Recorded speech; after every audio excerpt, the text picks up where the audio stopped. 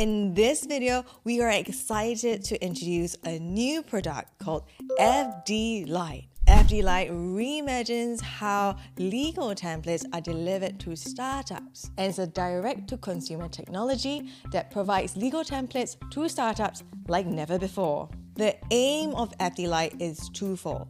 First, to increase access to justice, and second, to lower the price point for startups to access reasonably good legal templates.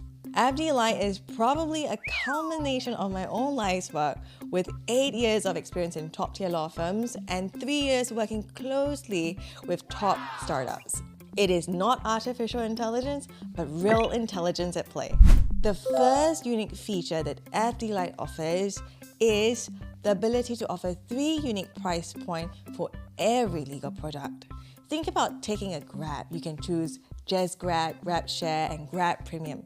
You can now do that with legal documents as well. The second distinct feature that FD Lite offers is its menu of clauses.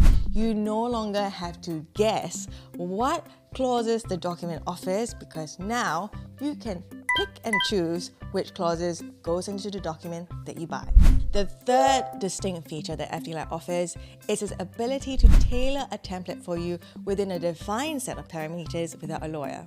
We don't believe in a one-size-fits-all approach. Instead, we have taken pains to understand what startups need and to give you a product that's as close as what we think you should have within a defined set of features. So in this video, we'll be using the example of a share vesting letter to show you how you can use FD Lite for your startup. So first, let's look at the basic document, which is obviously the cheapest one and the most basic one. If you look at the menu, it covers the grant of shares, the key responsibilities, the vesting terms, and very, very basic boilerplate clauses like confidentiality. The basic document dives into the essence of what a share vesting letter is, which is basically an agreement between parties to agree that certain shares will vest to another person upon the achievement of certain milestones. And why did we generate a document that is so basic?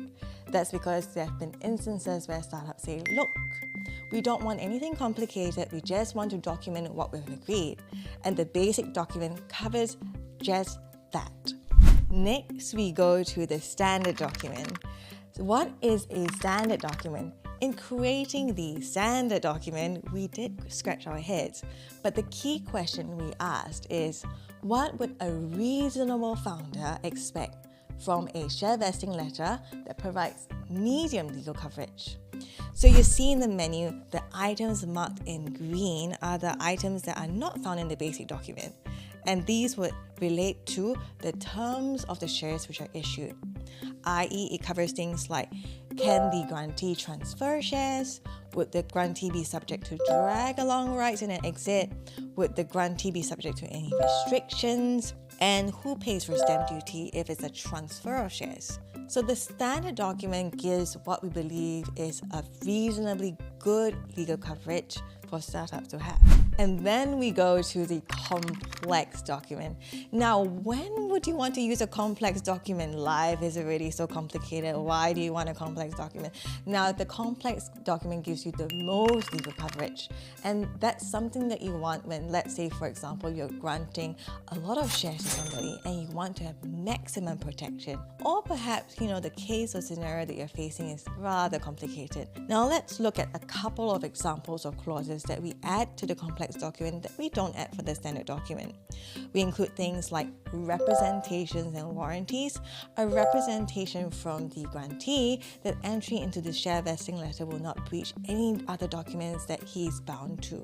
Or we add things like non-disparagement clauses, i.e. you don't want a shareholder on your cap table to be bad-mouthing you in public.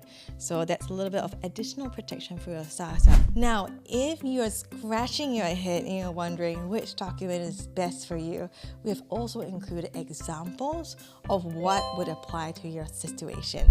So in the first variation, for example, we see that there's scenario 1 whereby the startup intends to grant certain shares to an employee. In this case, because of the simplicity of this situation, we would then recommend a basic document. We then move on to scenario 2, where a startup intends to hire a third-party advisor. In this case, it could be a fintech company who wants to grant shares to an advisor for his expertise and knowledge. And the shares will only be issued after the project is complete, which is the vesting milestone that he has to meet. Now, in this situation, we're 50-50 and we're pretty on the fence. A standard document or a complex document could be beneficial. And let's figure out why that is the case. If you hire a third-party advisor and you're getting his expertise to create the products or services that your startup is trying to build, you would want to have assurance that the IP created is transferred to your startup. That clause is not found in the basic document, but will be found in the standard and complex document. We are so excited to be able to share our new launch product, FD Lite, with you, and we hope that FD Lite is able to provide more startups with access to reasonably good and reasonably priced templates. It's as simple as booking a Grab. Just click the buttons, and there you go.